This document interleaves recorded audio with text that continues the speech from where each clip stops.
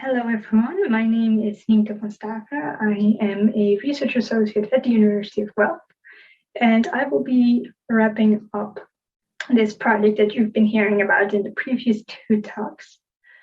But we're going to do it a little bit differently because I am going to focus a bit more on some of our work that we have done in terms of the perceptions of turkey farmers on health and welfare. And this is something that has been coming up more and more. You will find quite a lot of articles these days about what people think about farming. In general, when it comes to turkey production, it's not that extensive. There's been a very recent report in the US, though, that showed that consumers reported that they have very little knowledge about turkey production, but at the same time, they express concerns about turkey welfare, and it mostly has to do with bird comfort, their health, ability to show certain behaviors. And this is something that comes from the consumer side, but also on a larger scale. So if we look, for example, the United Nations, they have been really pushing and acknowledging that animal health and welfare is very important for sustainable agriculture. And that's because it is connected to different topics. So sustainability, as I mentioned, but also economics, food security, and human well-being. So the interconnectedness between these ideas is really getting and going ahead. And if we look at it more for our turkeys and turkey welfare, we know that improving health and welfare of these animals is beneficial for them, first of all, but also in terms of farming, it improves productivity. It means you're going to get more value. You're not losing out because of condemnations or trimming at the slaughterhouses, and it influences also societal perceptions. So the consumers or the citizens indeed. So it affects licenses to produce, and also from farmers themselves. It is a bit of pride in their work. It affects their job satisfaction. Everybody would like to see that they have a flock that is in good health, that has good welfare. And so the reasons why we're looking at these topics is quite broad. And with our work, we really wanted to go a bit more in depth about the farmers and what is their take on things, because they really can be a very valuable source of knowledge. They are the primary caretakers. They do the day-to-day management. They know about the housing, the feeding, together with the other industry representatives. But it's really a source of knowledge that we don't always tap in as well as we could as researchers. And this is something where we can have sort of a win-win situation, because if we understand what they are struggling with, what kind of health and welfare issues are playing a role, how do they feel about them, that can also steer us in the right direction and help us understand what kind of problems we should be focusing on as well. So this was something we wanted to take advantage of while we were doing our survey, which Emily nicely explained, and that was distributed with the help of the Turkey Farmers of Canada. So we incorporated this as a small aspect. The main focus was obviously on the housing and the management, getting those technical details about turkey farming. But this large-scale survey also gave us the opportunity to really work in a few of those questions in regards to perceptions. And those were really focused on reasons for culling, reasons for mortality, but also to rate the importance of different health or welfare issues. So that was a very simple tick the box kind of question. If something was not an issue, if it was a small issue, if it was a big issue. And the interesting or the nice thing that we could do with the survey is that we asked farmers to do this for their own farm, but also for the sector as a whole. So we could really tease that apart and compare that a little bit more. And this gave quite nice results. It's very descriptive, I have to say, but it's a very good starting point. And before I go into the details, I think it's important to mention that the percentages you're seeing here for these different conditions, they are not percentages or prevalences of the conditions themselves. They are the percentage of farmers that mentioned these as a perceived reason for either culling or mortality. And so let's break these down a little bit more. When we are looking at culling, for example, one of the things we noticed is that quite a big group of farmers indicated leg injuries and leg deformities as reasons for culling, and that's in line with some of the reports coming out of the US, where veterinarians have mentioned that leg problems are quite a big issue. Then if we look, there is also this other trio of reasons that are quite closely connected. So general sickness, disease, and unknown for reasons for mortality. So these could be birds that are likely diseased. We're not sure, but the people who filled out the survey in this case were not clear either on why these birds died. And this is something that comes with this sort of survey, because we don't know if farmers were basing their responses on veterinarian results or if they were looking at the reports coming from the slaughterhouses. But this is interesting because they're probably all connected. And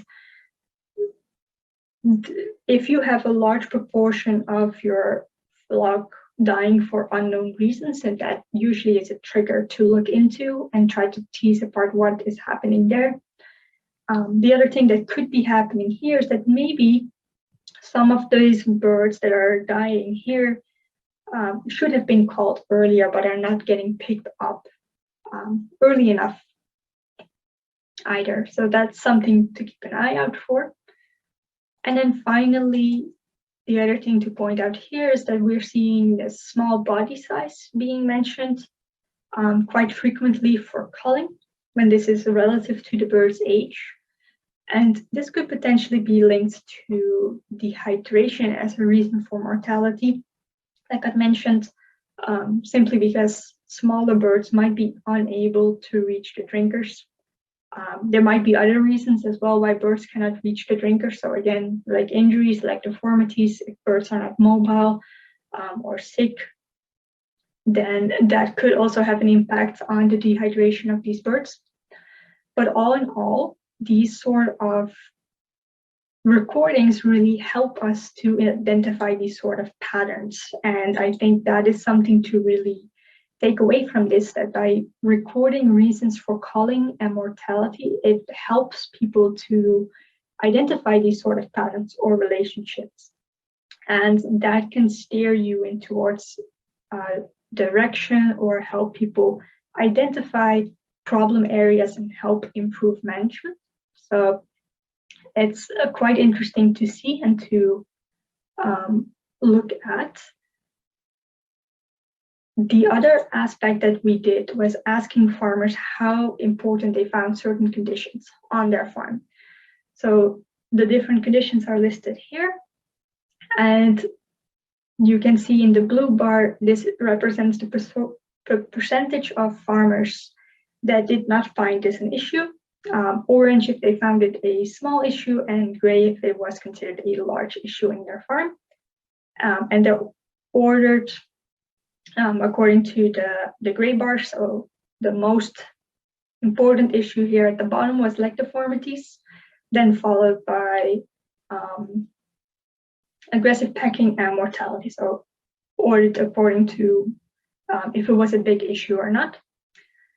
And the other thing to point out here, interestingly, only 1% of the farmers in our study population said the disease was a big issue on their farm.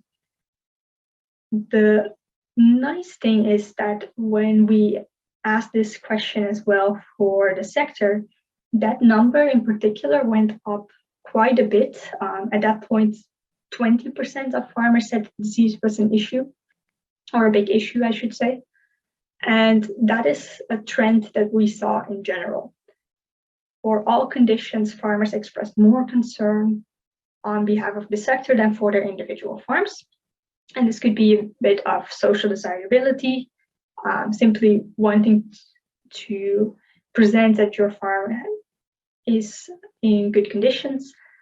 It could also be a positive self-image, and that people are sometimes blind to seeing problems for themselves, but more easily for other people.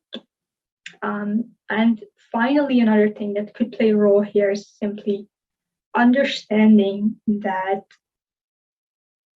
these sort of issues play a big part on influencing public opinion. So if there is something that happens that can affect the sector as a whole, and so that is where they put the emphasis, and that's where it's most important to focus on. And so this was very brief bit of the perceptions that we got from these farmers, and I think it's important to understand and to get this sort of information because it's very valuable for us to identify what kind of concerns do farmers have and what plays a role. And with that knowledge, we can then really work to get towards an integrated approach between the different stakeholders to try and improve the sector. And the details of what I've presented here very briefly are also published in a freely accessible paper. And with that, I would like to acknowledge our different funding sources and the industry partners that helped throughout this project. And thank you all for listening. I'm happy to take any questions. Thank you, Dr. van Staaveren. So that was fascinating, and I'm always interested, obviously, in the on-farm perspective when we're talking about poultry science and poultry research. A reminder that if you have a question, please type it in the question and answer box. I will start and just ask, and I apologize if I missed this, but can you comment on producers, the importance that producers place on basically the opinions of their peers, essentially. So producers talking to other producers. And I know that there's some evidence in perhaps some other sectors where that's been shown to be a successful way to talk to groups and be able to talk about things like health and welfare and food safety and that kind of thing. But I was just wondering if you could comment on whether you looked at producers talking to other producers essentially and having like mentors and that kind of thing to be able to ultimately affect the health and welfare of the birds and the management on the farm. Yes, thank you, Victoria. I think that's a very good question. It's something we very early on in the process also thought about sort of including some of those aspects in the survey. In the end, it got taken out because the survey was so comprehensive and quite long already, so we couldn't include that. But I agree with you, like not so much from the poultry sector, I don't know, but I know from the pig sector that often is the best way to transfer knowledge and transfer information. So discussion groups with other farmers, or indeed having relationships, very good relationship with veterinarians or with nutritionists, that seems to work pretty effective. And indeed learning from each other and other sort of dialogue groups. I think that's one of the main ways in which we often see how farmers take up new knowledge. Perfect. And we have a question. How do you think this information could fit into commodity on-farm programs? I think it's something that I think people need to be aware of, that we can get this sort of information, and it's sort of it's going to steer how people react to certain things. So we know that if farmers don't consider, for example, aggression or featherpecking a big problem, they will have different thresholds for when they start to intervene. And I think if we can get that a little bit clearer, and if we can get sort of that individualism on how people react, that can help us to steer or to explain why they should be following certain programs. Thank you for that.